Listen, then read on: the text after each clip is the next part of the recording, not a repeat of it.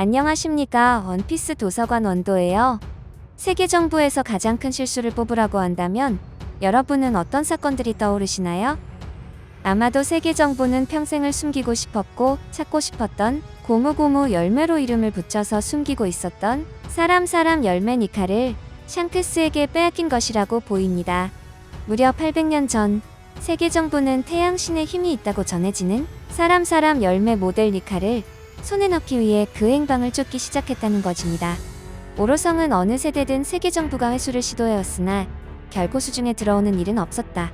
마치 악마의 열매가 우리들에게서 도망치려는 것 같다고 했으며 동물계 열매에는 의지가 깃든다고 언급했습니다. 오로성의 발언을 통해 이전 고무고무 열매 능력자들도 있었지만 이들을 포획하는 것에 실패했다고 추측해 볼 수 있죠. 그리고 더 중요한 내용은 선대 고무고무 열매 능력자들도 각성에는 도달하지 못했다는 것입니다. 만약 도달했다면 그 당사자가 현재 루피가 보여주는 수준의 강함을 보여줬을 테니까요. 여러분 만약 선대의 고무고무 열매 능력자들도 루피처럼 기어 시리즈를 구사했을까요? 그래도 고무의 특성은 그대로 가지고 있기 때문에 기어 시리즈를 사용했을 것이라고 생각됩니다. 이 열매를 손에 넣지 못한다면 역사에서 지워버리려고 했을 세계 정부는 물리적으로 지우는 행위를 할 수 없었고 이름을 고무고무 열매로 등재시키며 어떻게든 태양신 니카의 이름을 감추려고 했습니다. 그리고 너무 긴 시간이 지나면서 오로성 역시 반포기 상태로 생각했지만 루피가 카이도와 싸움에서 각성에 성공하며 이들은 충격에 휩싸이게 되었습니다. 저는 여기에서 질문을 하고 싶은데요. 분명 루피는 해군과 세계 정부가 주목했던 거대한 전투들에서 고무고무 열매의 특성을 사용하였습니다. 특히 정상 전쟁에서는 해군 대장부터 원수까지 총 출동하였고 여기에서 루피를 봤기 때문에 세계 정부 역시 루피가 고무고무 열매의 능력자임을 모를 수가 없었을 것으로 생각됩니다. 게다가 루피는 그들이 그토록 위험하게 생각하는 드래곤의 아들이고 D의 일족이기 때문에 더욱 그들의 감시 범위 안에 있었을 것입니다. 그런데도 최종장까지 지켜보며 이렇게 각성까지 놔뒀다는 게 너무 의문입니다. 그냥 일부에서 해군 대장들 풀어서 충분히 제압이 가능했을 거니까요. 저는 이런 생각을 해봅니다. 세계 정부의 오로성들이 샹크스를 독대하며 이야기하는 중심에 루피가 있을 것이라는 건데요. 샹크스 역시 레벨리에서 오로성과 독대를 할 때 어떤 사람에 대해서 드릴 말씀이 있다는 표현을 했죠. 이때 루피냐 검은 수염이냐 아니면 다른 제3자냐며 이야기가 많았죠. 저는 이 주인공이 루피라고 생각합니다. 쉽게 말해 샹크스를 이용하여 오로성이 루피의 고무고무 열매를 계속해서 감시하고 있었다는 것입니다.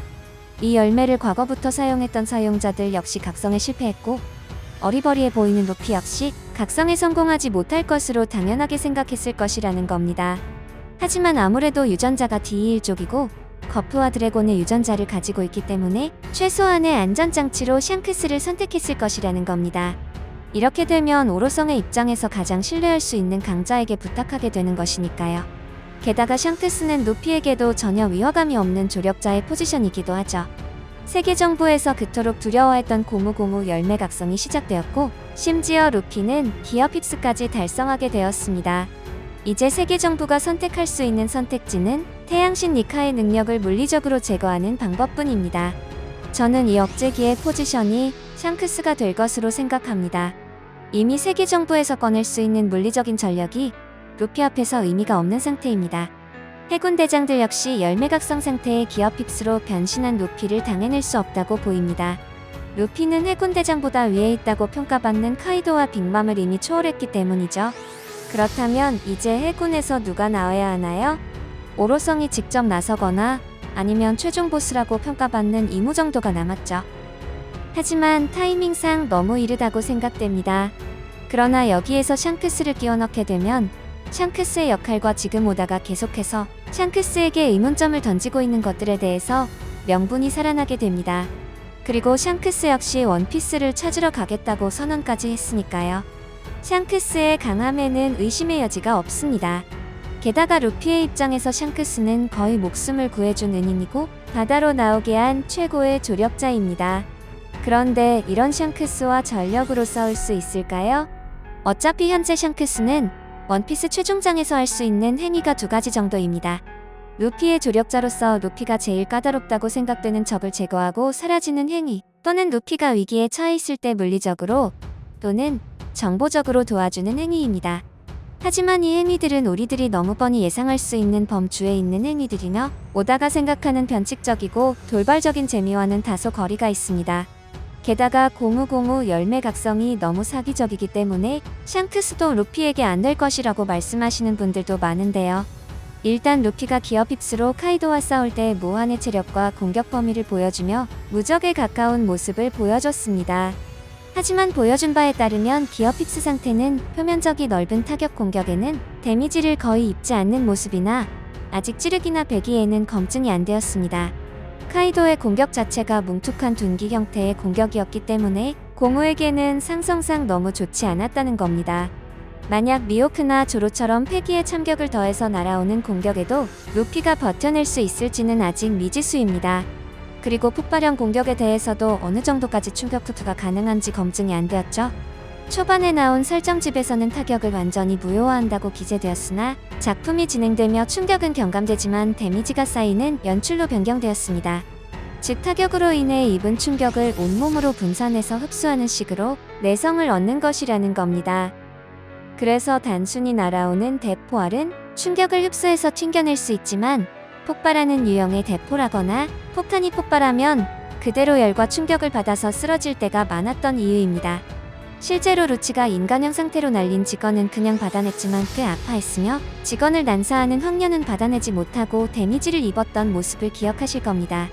또한 임팩트 다이얼에 저장된 충격이나 육식의 비기 유관건, 상대방 체내의 수분을 뒤흔드는 어인 공수도 고수의 정권 등 순수한 충격은 고스란히 데미지를 입을 만큼 루피에게는 상당히 위험한 유형의 공격들입니다. 최근에 공개되었던 이무가 루루시아 왕국을 제거하던 공격의 유형 역시 섬광을 이용한 폭발형 공격이었기 때문에 더욱 걱정되는 부분입니다. 만약 그 공격을 기어핍스 상태의 루피가 맞았다고 생각해보면 아무리 각성 상태의 루피라도 엄청난 데미지를 입었을 것입니다. 이무가 고대의 기술력을 입수했거나 아니면 정말 고대병기에 필적하는 무기를 가지고 있다면 루피는 기어핍스와 열매각성의 힘을 이무에게 제대로 전하지 못할 확률이 매우 높습니다. 심지어 자신의 모습을 드러내지 않고 이런 상황을 만들었기 때문에 더욱 위력적이죠. 하지만 루피의 기어핍스가 상상력을 현실로 만드는 컨셉이기 때문에 어떤 말도 안 되는 우스꽝스러운 기술이 나올지는 모르기 때문에 지켜보는 재미가 있습니다. 오다는 루피를 이용하여 보여주려 하는 가장 큰 능력은 사람들에게 어떻게 하면 더 재미있고 우스꽝스럽게 보일 수 있느냐에 중점을 맞추고 있습니다. 즉 만화의 왕도를 지키고 싶은 것인데요. 하지만 루피가 스토리상 상황을 넘어서 해적왕으로 가야 하기 때문에 매우 강하지만 웃겨야 한다는 것입니다.